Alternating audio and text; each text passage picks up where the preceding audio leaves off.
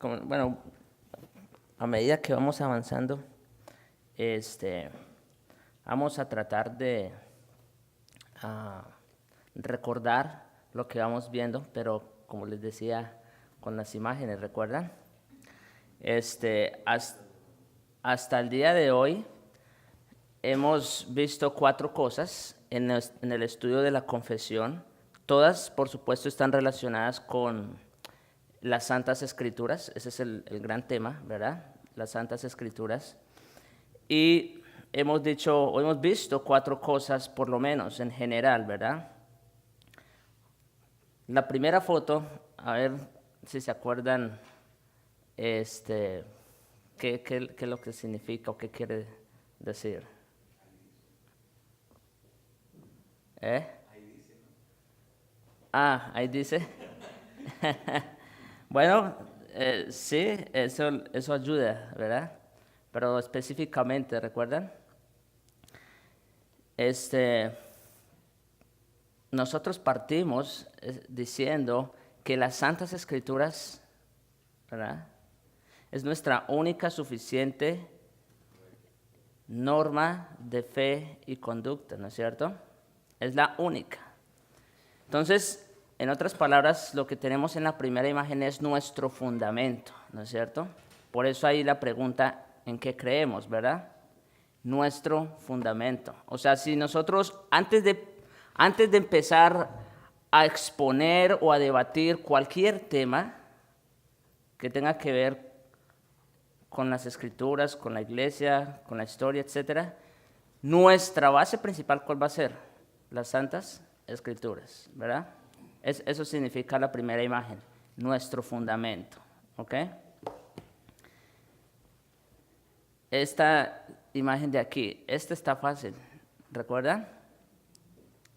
¿De qué habla esa imagen? Revelación general, ¿no es cierto? La revelación general. Muy bien. Es una revelación que todos los hombres pueden ver, pueden conocer en alguna manera, ¿no es cierto? Por eso muestra las nubes, el cielo. La imagen que está arriba, ¿recuerdan? Allá. La revelación especial, ¿verdad? Si ustedes se dan cuenta, entre esta y aquella imagen hay algo parecido, ¿no es cierto? Hay algo que es lo que, ¿cuál es el parecido entre esas dos imágenes? Ajá, el rayo de luz, ¿no es cierto? En ambas, Dios se ha revelado, ese es el punto. Dios se ha revelado en la creación, Dios se ha revelado a través de la providencia, Dios se ha revelado a través de la naturaleza del hombre, ya lo dijimos. Ese es un tipo de revelación general para todos, que todos pueden conocer. Pero aquella es una revelación que especial. Es decir, es una revelación que únicamente está contenida ¿en dónde? En las Santas Escrituras, exactamente. Entonces, por eso es especial, porque esa no es dada a todos los hombres, ¿no es cierto? Sino que esa está únicamente dada en las Santas Escrituras. Y es especial, dijimos, porque ¿cuál es el contenido principal de las Santas Escrituras? La salvación, ¿verdad? La salvación. Por eso es especial.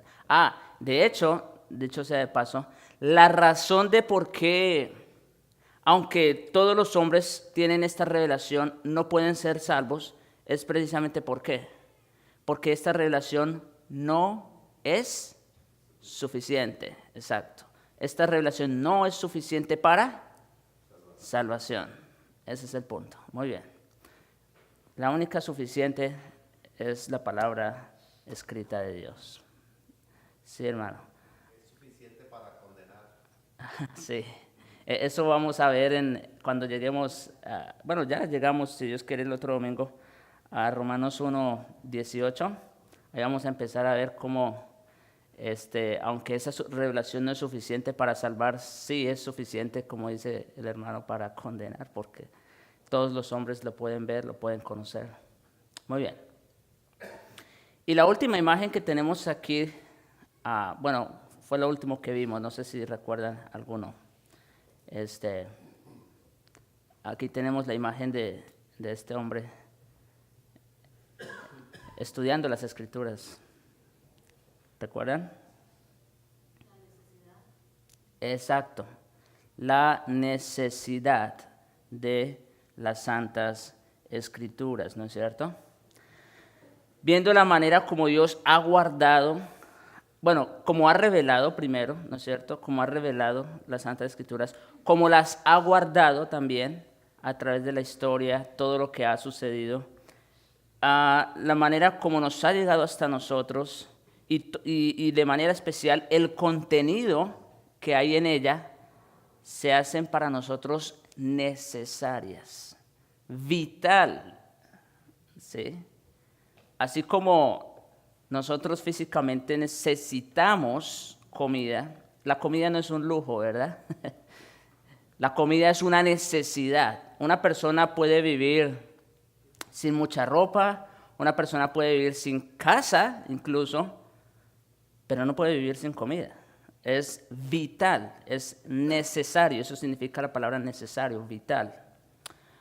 En la misma manera, las Santas Escrituras son necesarias o vitales para la salvación que es en Cristo, para conocer la salvación que es en Cristo Jesús.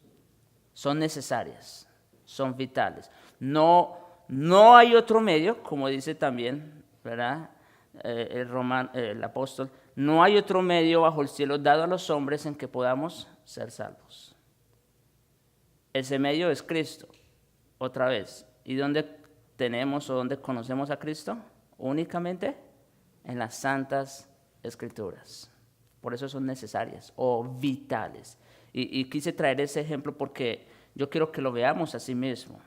Las Santas Escrituras son vitales, necesarias.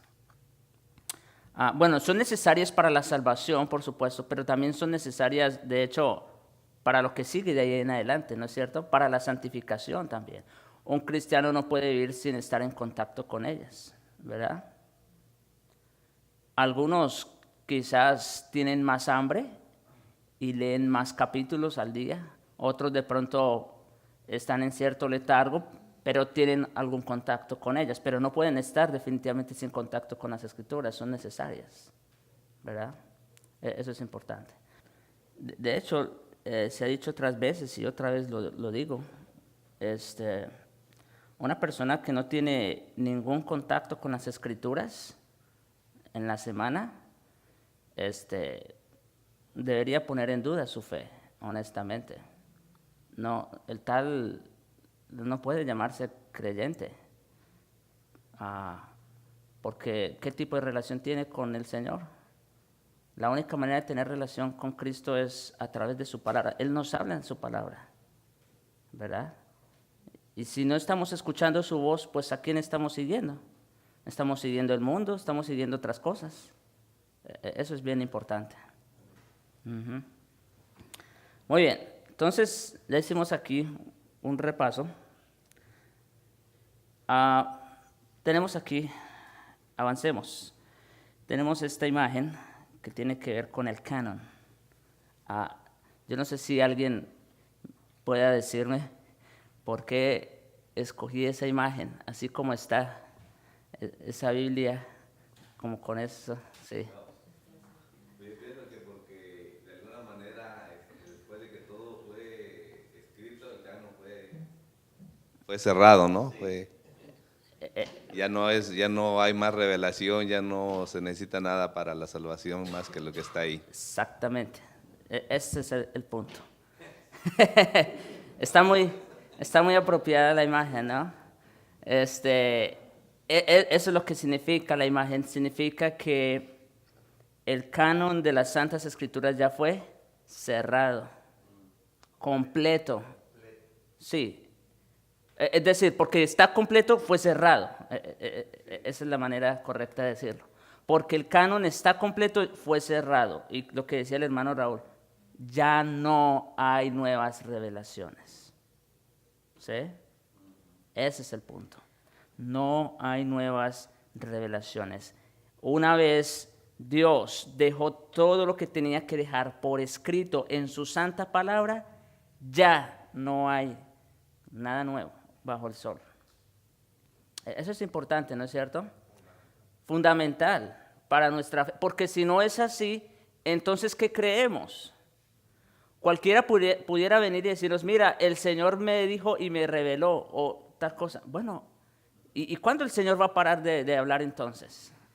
¿No es cierto? Pues no tenemos ninguna base firme en la que podamos estar, porque cualquiera nos puede decir eso. Pero cuando nosotros decimos, Dios ya dijo lo que tenía que decirnos y está completo aquí y es suficiente, pues ya tenemos una base firme y sólida donde podemos sentarnos, ¿no es cierto?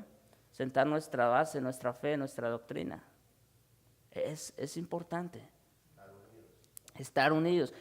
¿Qué nos va a unir? Alguien dice, Dios me dijo esto, y otro va a decir, Dios me dijo aquello, y resulta que se contradicen. ¿No es cierto? Pero lo único que puede traer unidad genuina, verdadera, son las Santas Escrituras. Cuando usted y yo creemos lo que dice este libro, tal y como Dios nos lo ha revelado, entonces podemos estar unidos, de verdad. Entonces, hermanos, el término canon de la Escritura significa la completa colección de libros que se consideran con autoridad divina. Eso es el canon, para que tengan presente. Es la colección completa de libros que se consideran con autoridad divina. La palabra canon en el griego significa una vara recta o regla de medir. Eso significa canon. Y aplicada a la Escritura significa las reglas por las cuales ciertos libros fueron declarados, inspirados y aceptados como tales en la comunidad cristiana. Es decir, para que nosotros tengamos lo que hoy día tenemos por las Santas Escrituras, no fue que escogieron libros al azar, no, es que, como dice, como la misma palabra lo dice, si todos estos libros siguen una misma norma, una misma regla, y de esa manera todos se ajustan, ¿no es cierto?, a la misma medida, porque como dice aquí, se trata de una revelación divina. Yo sé que aquí es donde muchos ponen en duda la autoridad de las Escrituras también, porque yo mismo he escuchado comentarios cuando estaba en la universidad, sobre todo de, bueno, pues hombres hicieron este libro, ¿no es cierto? Crearon su propia doctrina. Y ellos ven la Biblia como pueden ver otros libros de filosofía, ¿no es cierto? De psicología. Entonces, así como hay diferentes tipos de ideología a lo largo de la historia, ellos ven la Biblia como otra ideología más. Pero por eso estamos haciendo la diferencia. Este libro no es de revelación humana. No fue inspirado por hombres. Es inspirado por Dios mismo. Y de esa manera se puede ver cómo todos los libros se ajustan a esa regla, a esa medida de inspiración divina. Entonces, vamos a ver aquí, bajo el nombre de Sagradas Escrituras o Palabra de Dios, están incluidos todos los libros del Antiguo y Nuevo Testamento, ¿verdad? Los que tenemos, 66 libros, 39 en el Antiguo, 27 en el Nuevo. Aquí les traje una tabla con los libros del Antiguo Testamento y están de hecho divididos por sección, ¿verdad? Tenemos primero los libros de la ley, ¿no es cierto? Aquí están estos, los libros de la ley, que son 5. Están luego los libros históricos, que son 12. Libros poéticos, 5. Profetas mayores, 5. y profetas menores 12. Si sumas todo va a dar 39, ¿verdad? Les dejo tarea por delante. A ver si pueden memorizarse los libros del Antiguo Testamento. Yo sé que no es fácil, porque, claro, yo me los aprendí también desde que estaba niño. Entonces, no fue mucho trabajo en cierta manera, ¿verdad? Pero sí les animo, hermanos, a que hagan ese ejercicio. No tiene que ser de un día para otro, por supuesto, pero traten de hacer ese ejercicio. Estamos hablando de lo más importante, como hemos estado diciendo. Estamos hablando de las Escrituras, de la palabra de Dios para nosotros. Este es el libro más importante que podemos tener en nuestras manos. Es la palabra directa de Dios para nosotros.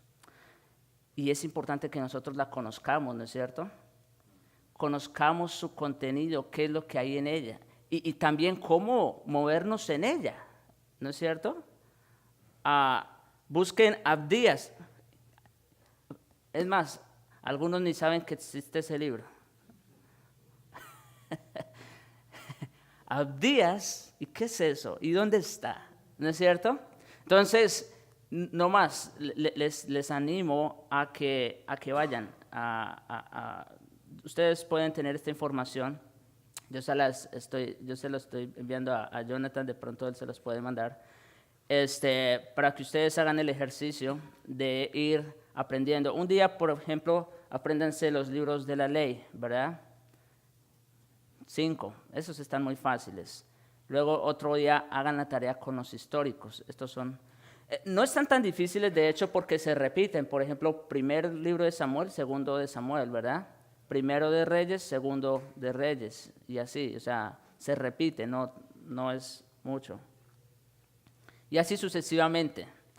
Pero ahí tenemos entonces esa imagen, ese cuadro, con los libros del Antiguo Testamento. Son 39. Perdón. Me devolví. Aquí está. Bien, hermanos, entonces, por lo menos el canon del Antiguo Testamento estaba terminado en el tiempo de la versión griega de la Septuaginta del Antiguo Testamento. Eso es importante. ¿Cómo fue que se formó el canon del Antiguo Testamento? Y aquí, como les dije, si hay alguna manera como nosotros podemos reconocer estos libros como divinos o como de inspiración de Dios, eso es lo que vamos a ver ahorita. ¿Cómo es que nosotros podemos considerar estos libros de las Escrituras como palabra de Dios? Entonces, en primer lugar, con respecto al Antiguo Testamento, el canon de la Escritura fue el principio gradual y no creado por alguna autoridad eclesiástica. El inicio fue realizado por Moisés. Ustedes pueden ver, por ejemplo, en Éxodo 17:14, cuando Dios le dice a Moisés, escribe estas palabras, ¿no es cierto? Y esta visión y todo lo que está sucediendo. Entonces, Dios mismo le está diciendo a Moisés, escribe estas palabras. En el tiempo de David, el oficio de registrar fue establecido. Ahí fue donde salieron los escribas, precisamente, desde el tiempo de David. Ellos empezaron a registrar eventos, ¿verdad? Por eso tenemos el libro de los Reyes, de las Crónicas y estos libros de la historia.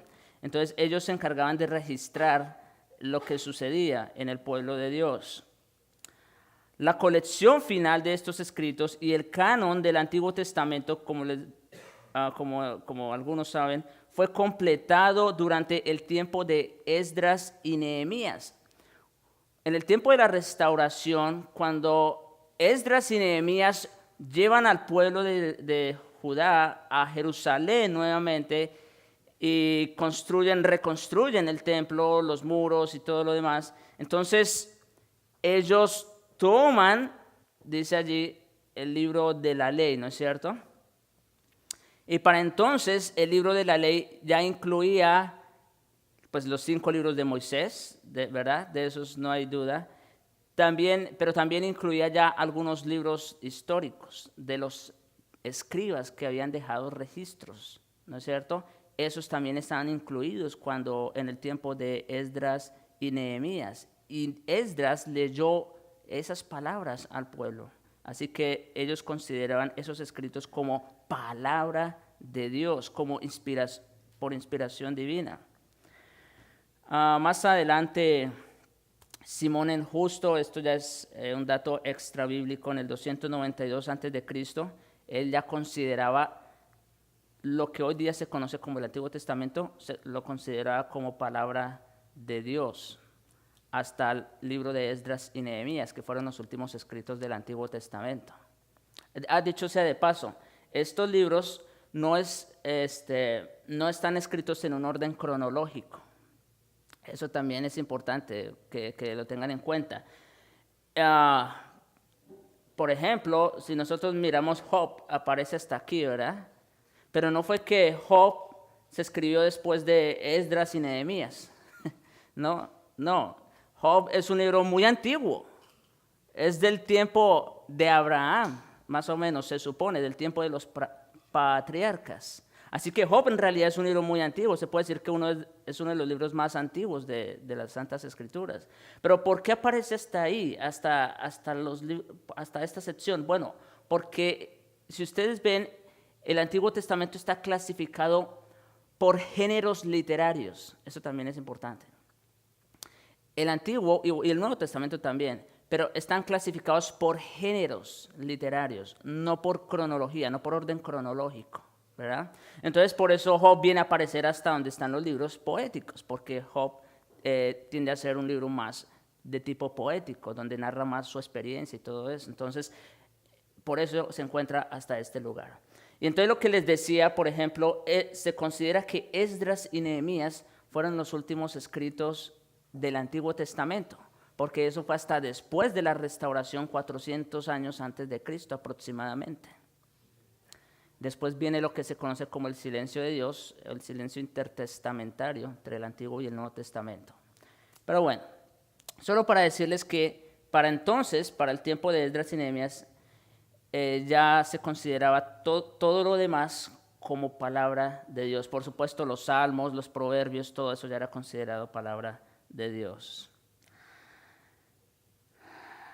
Y también, como dice ahí en la diapositiva, el Antiguo Testamento estaba ya terminado en el tiempo de la versión griega de la Septuaginta del Antiguo Testamento. La Septuaginta, como dice allí, es la versión griega, en el idioma griego, del Antiguo Testamento completo. Eso es interesante. Y alguien pudiera decir, ¿y por qué se habla de la Septuaginta y todo eso?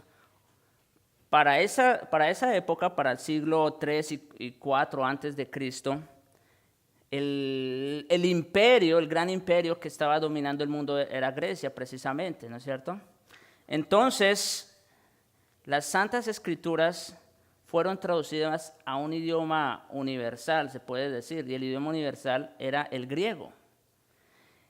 Y lo interesante es que cuando se llega a traducir las Santas Escrituras del hebreo y arameo, pero sobre todo del hebreo, al idioma universal, ya todo lo que nosotros conocemos por Antiguo Testamento ya estaba ahí contenido.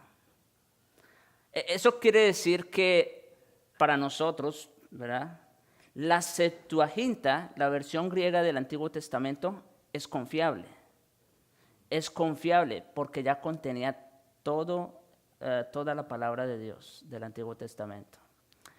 Y esta versión de la Septuaginta se usó mucho en la época de Jesús y de los apóstoles también. Eso es importante.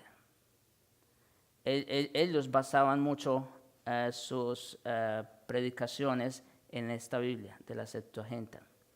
Lo que se quiere decir es que Cristo y los apóstoles también reconocieron estos 39 libros del Antiguo Testamento como palabra inspirada de Dios.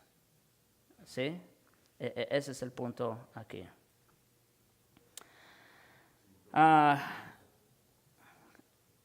Sí. Tengo una pregunta. Para ese tiempo que estás hablando, la Septuaginta ya tenía fuera los libros apócrifos de Tobías, Macabeos, Sí, ya estaban fuera. eso estaba fuera. Es más, lo de los libros apócrifos, y eso lo vamos a ver después, hoy ya no alcanzamos, lo de los libros apócrifos viene hasta después. Y eso es interesante. Cómo después el hombre, ven que cada cosa que el hombre trata de hacer, lo único que hace es embarrarla, como decimos nosotros. Quiso introducir otros libros que no eran de inspiración divina.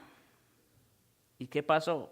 Pues esos libros no cumplían con la medida, con la regla o con la norma. Pero eso ocurrió después. Luego lo veremos. Que muchos de estos libros fueron citados por Cristo y los apóstoles, ¿no es cierto? Eso también es interesante. Y por eso también podemos tener confiabilidad de estos escritos del Antiguo Testamento. Nuestro Señor mismo les dice a sus apóstoles, ustedes recordarán en Camino de Maús, les dice, ¿verdad? Era necesario que se cumpliera todo lo que los profetas habían dicho acerca de mí. Y dice que empezando por la ley, por los profetas, ¿verdad? Les enseñaba todo lo que las escrituras enseñaban de él. Y esas escrituras, por eso les dije lo de la Septuaginta hace un momento, esas escrituras eran precisamente esas escrituras, los 39 libros y no otros, ¿verdad? Eso es importante que lo sepamos. Y los apóstoles hacían exactamente lo mismo. Y también algo importante ahí, y el Señor nos lo deja saber en Juan 5:39, cuando dice, escudriñad las escrituras, porque a vosotros os parece que tenéis la vida eterna, ¿verdad? Y ellas son las que dan testimonio de mí. Eso es importante porque, otra vez, tenemos que hacer la pregunta, ¿cuál es el centro de las escrituras? Cristo. Él es el centro de la revelación de Dios. Y la mejor manera como nosotros podemos saber si estos libros son revelación divina, son por inspiración del Espíritu, es si estos libros hablan de Él. ¿No es cierto? Y Cristo se está refiriendo a estos 39, cuando dice escudriñar las Escrituras, Cristo se está refiriendo a estos escritos. Escudriñen esos escritos, porque ellos hablan de mí. Es interesante eso también, ¿no? Así que, hermanos, definitivamente no debemos tener duda. Y la Iglesia universalmente ha aceptado estos 39 libros como palabra de Dios, como revelación divina. Sí. Bien, siguiendo un poquito más adelante, veamos el Nuevo Testamento. Aquí también tenemos varias secciones en el Nuevo Testamento, perdón. Tenemos primero los Evangelios, luego los Hechos, luego las Epístolas y finalmente Apocalipsis, ¿verdad? Los Evangelios yo creo que todos nos lo sabemos. Hechos, pues su nombre lo dice. En las epístolas es donde la mayoría tienen un problema de un cierto grado de dificultad para aprendérselas, ¿no es cierto? Pero les animo otra vez a que lo hagan. Esta primera columna, donde dice epístolas, ahí dice, si ustedes se dan cuenta, primero dice de Pablo, ¿no es cierto? Toda esta columna son las epístolas o los escritos del apóstol Pablo, que son 13, y abarca desde Romanos hasta Filemón. Todos ellos son escritos de Pablo. El mayor testimonio del Nuevo Testamento, o bueno, por lo menos doctrinal, lo tenemos de parte del apóstol Pablo. Y luego siguen las llamadas epístolas universales, ahí dice católicas, es lo mismo, católicas o universales. Nosotros no tenemos problema con el término. Es más, ellos nos lo quitaron, pero en realidad la iglesia católica de Cristo, pues somos nosotros, la iglesia universal. Muy bien, entonces las epístolas universales, universales se conocen porque fueron escritos que no fueron dirigidos a una persona y o a una iglesia en particular. Si ustedes se fijan en las de Pablo, por ejemplo, a la iglesia de Roma, a la iglesia de Corinto, y también las epístolas personales, ¿no? A Timoteo o a Tito. Son epístolas de carácter directo, personal. Pero en cambio las epístolas universales o católicas no fueron dirigidas a un grupo o una comunidad o una persona en particular, sino que fueron dirigidas a comunidades mucho más amplias. Por ejemplo, la epístola a los hebreos. Sí, está dirigida a los hebreos, pero no específicamente los de un lugar, sino a todos los hebreos que estaban regados ya por el Imperio Romano. La epístola de Santiago.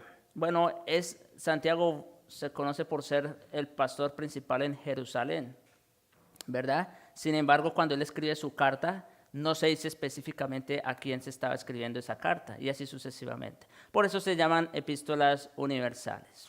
Muy bien. Y finalmente, pues tenemos el libro de la Revelación o el Apocalipsis. Otra vez, estos escritos no están en un orden cronológico, tampoco. No fue que Romanos escribió antes de Corintios o de Gálatas, no.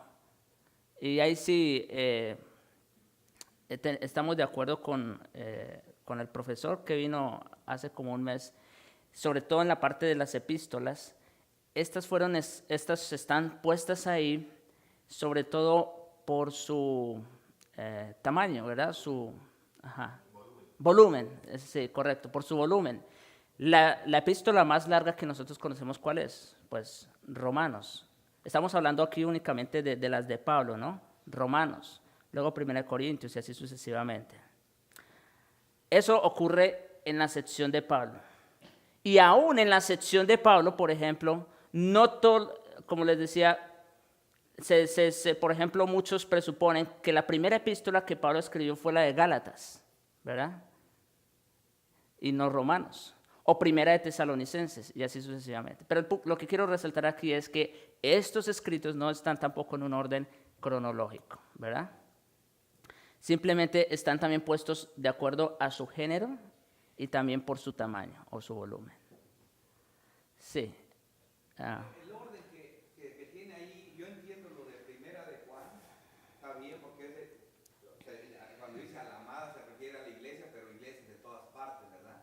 La segunda también, pero ya en la tercera de Juan sí está dirigida a Gallo, la de esa. Está bien que la hayan puesto ahí para no separarlas, pero sí. eso es importante.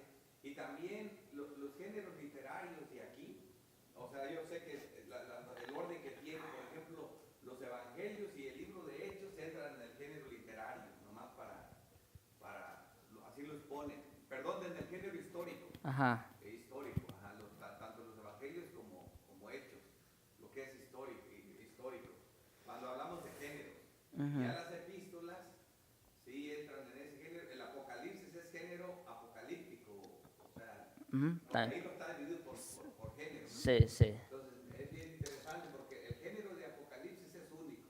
Sí. Porque no es profético, es un libro, tiene profecía, es una epístola y a la vez es apocalíptico. Entonces es bien interesante ver la diferencia de los géneros. Las epístolas, pues sí, y luego ya los otros son históricos. Así Las es. epístolas se llaman doctrinales, género Doctrinal, esa sería la mejor manera de decirlo. Para que veamos, ahí están prácticamente tres géneros. Mira, Hablando por géneros, vamos a... esa división va la que ponen ahí. nomás que no tengo ¿Me alcanzas el penso? ¿El penso? Tres ahí nada más sería Este, sí, doctrinal esto. y apocalíptico. Mira, podemos decir esto, que estos son historia.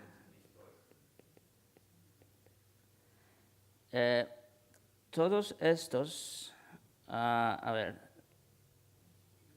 son doctrina. Y pues este es único. Es único. Sí, hermano.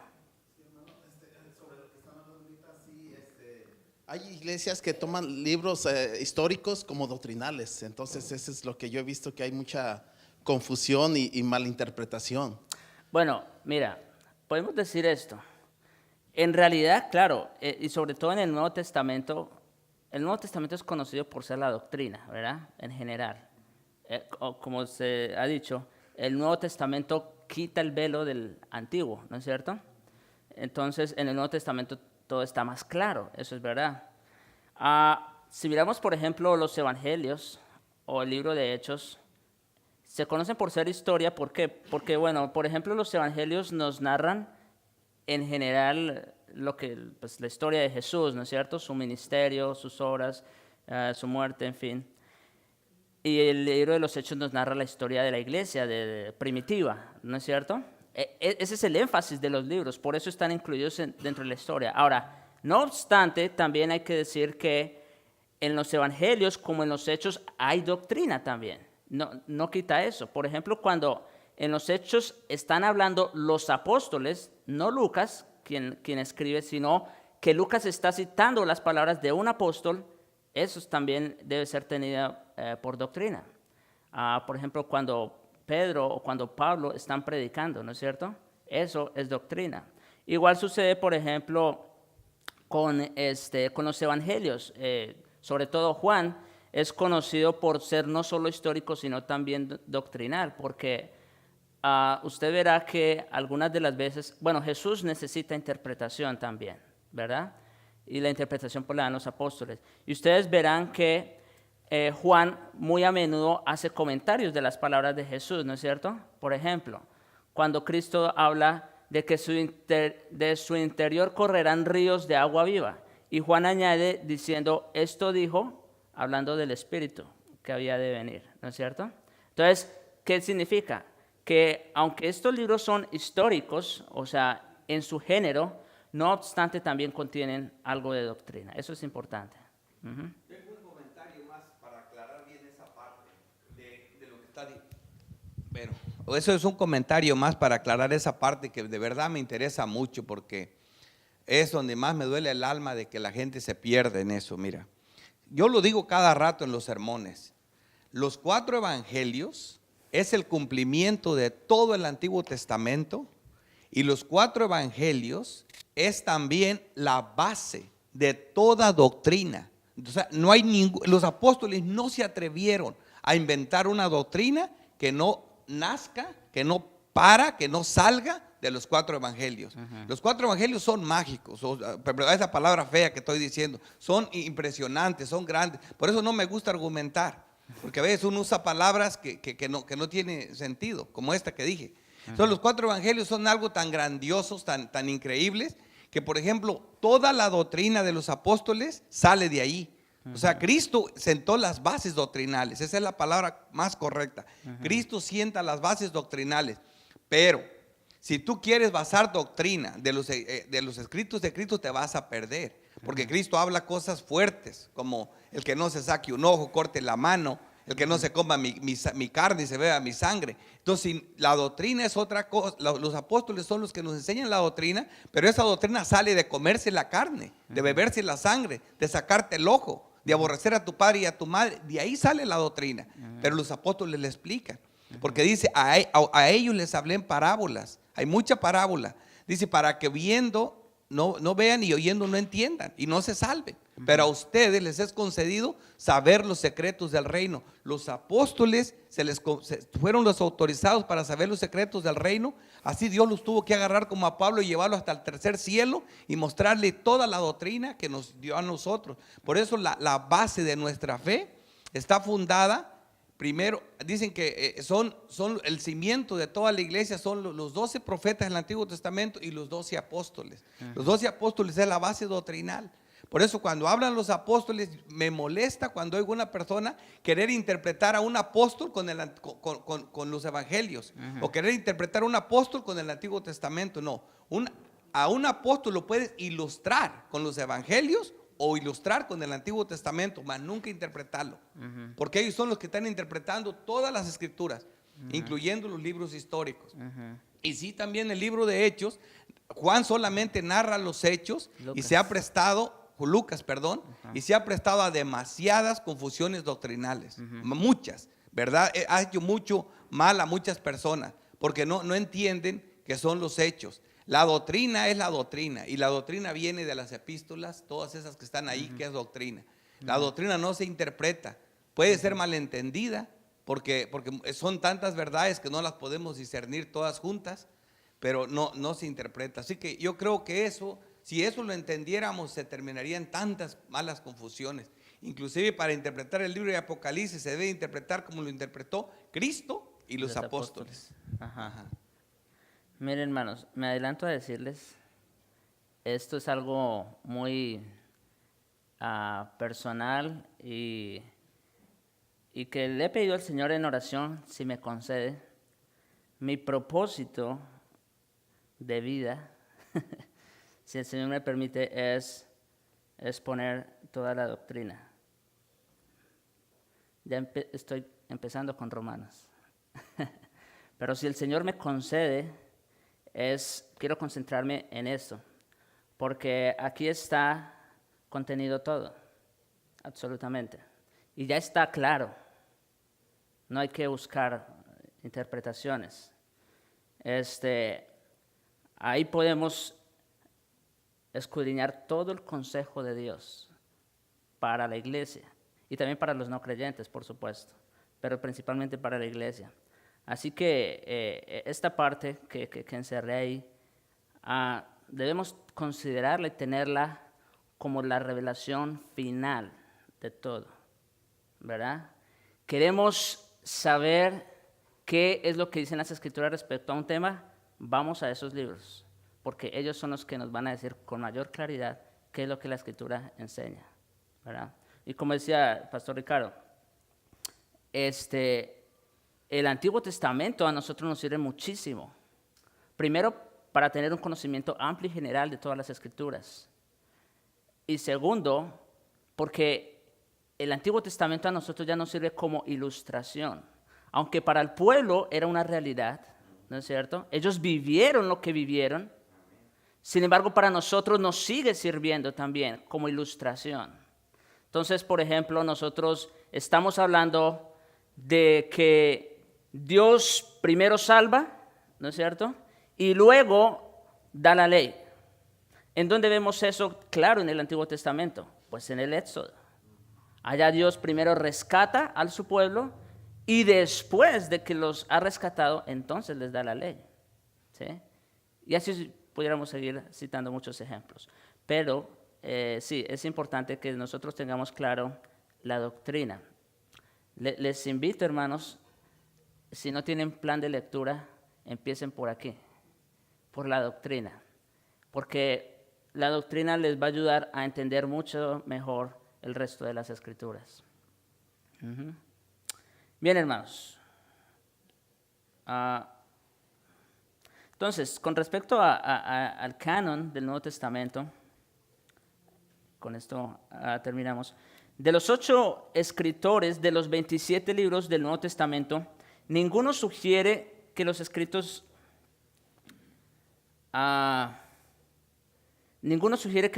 deban ser añadidos a las Santas Escrituras. Sin embargo, los libros del Nuevo Testamento, escritos por los apóstoles y otros hombres inspirados, fueron rápidamente tenidos como sagrados e inspirados, al igual que los libros del Antiguo Testamento, y se convirtieron en la regla de fe para la iglesia del primer siglo.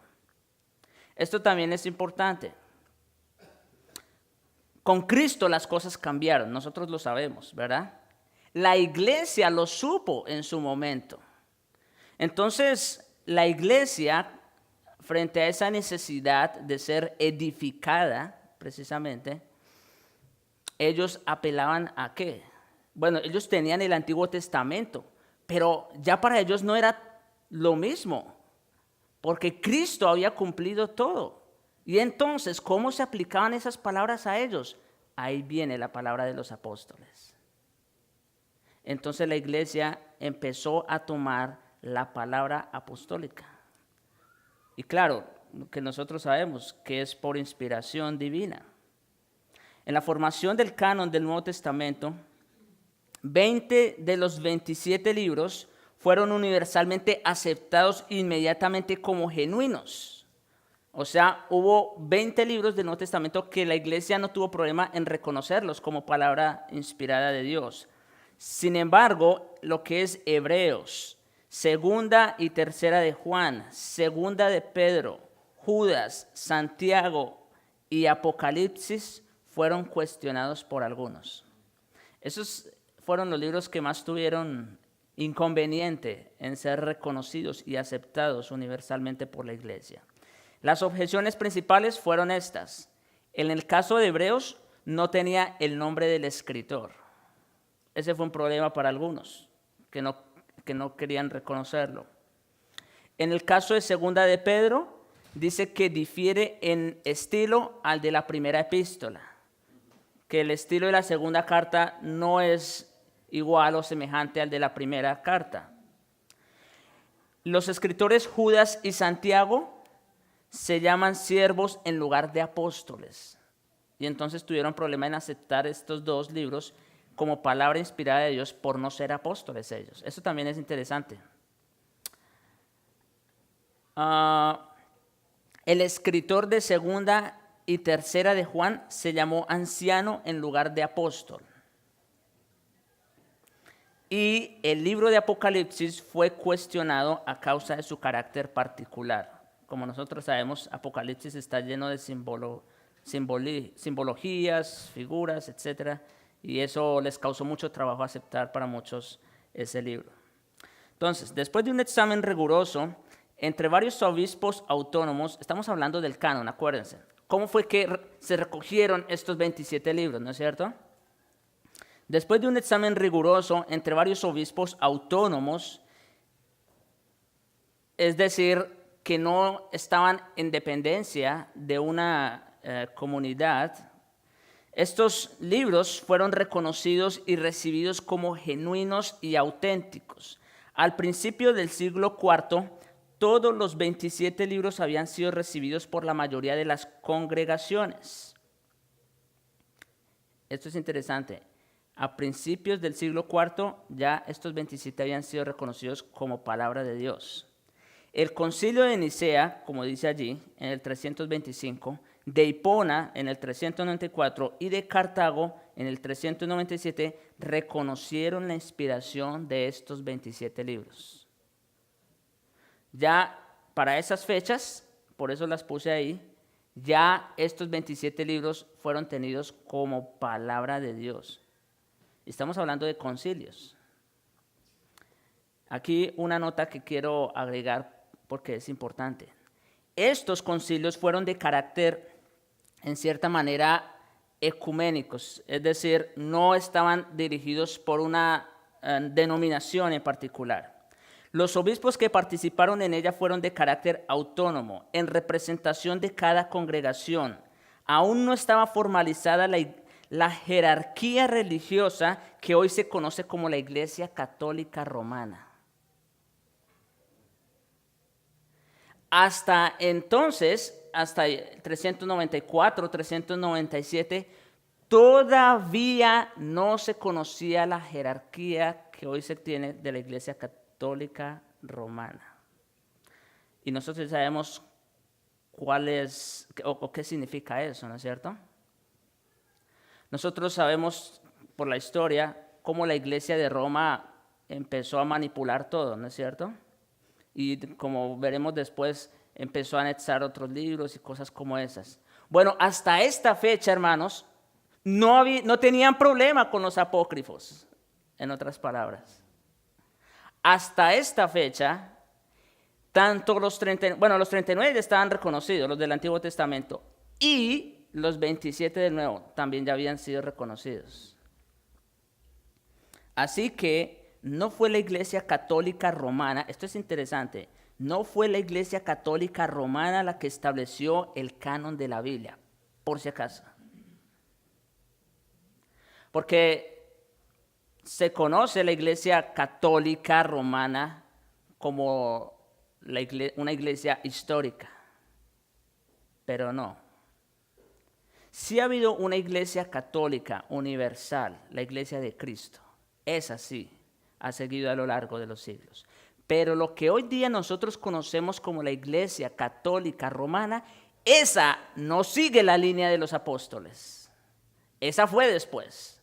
Ya fue en el siglo IV, V, Constantino, cuando empezó a dar poder a la iglesia y todo lo demás, para ganarse favores. Pero la Iglesia Católica Romana no tiene nada que ver con el establecimiento del canon de las Escrituras. Fue la misma comunidad cristiana de congregaciones autónomas quienes reconocieron los libros que ya circulaban de mucho tiempo por las iglesias como canon del Nuevo Testamento. Y para que las iglesias de estas fechas, de estos años, reconocieran estos libros del Nuevo Testamento, es porque eran los libros que se habían utilizado años atrás, siglos atrás, desde la era de los apóstoles, o posapostólica mejor, desde la era posapostólica. Así que, solamente para que tengamos presente eso, ¿verdad? Como para siglo III o IV, ya el canon, ahora sí, volviendo a la figura del principio, ya el canon había sido cerrado, establecido. Bien, hermanos, ya el tiempo se nos fue. Si tienen preguntas o comentarios, podemos hacerlos en el descanso. Padre nuestro, gracias te damos por tu palabra, Señor. Toda ella es verdad. Gracias porque la has guardado de una manera segura, firme, de tal manera que a nosotros no nos queda más que creerla, Señor. Tú has encargado de preservarla, Señor. Gracias te damos por ello. Gracias por tu palabra. Gracias porque está completa. No necesitamos nueva revelación. Ahí está todo lo que tú querías decir, lo que tú querías dejar para preservar y guardar a tu iglesia. Te rogamos, Señor, manténnos unidos a ella y aferrados, Señor, a sus benditas promesas. Te lo pedimos, oh Dios, por Jesucristo. Amén.